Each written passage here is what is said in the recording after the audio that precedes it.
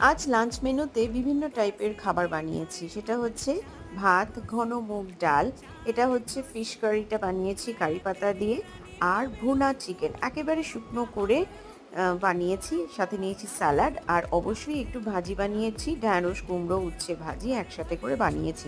প্রথমে এই ঘন মুগ ডালটা দিয়ে লেবু চিপে আর ভাজাগুলো দিয়ে মেখে খাওয়ার সাথে সাথে এত ভালো লাগলো, অনেক দিন পর একটু অনুষ্ঠান বাড়ি ফিল হলো।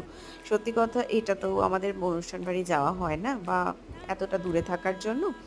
তো যাই হোক, এই কারি পাতা দিয়ে মাছটা বেশ কষাটা দারুণ বানিয়েছি।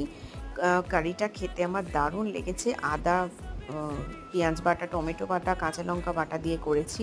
এই ভুনা চিকেনটা শুকনো শুকনো হয়েছে প্রচণ্ডই, কিন্তু খেতে খুব ভালো হয়েছে, একটু জায়ফল গুঁড়ো দিয়েছি বলে।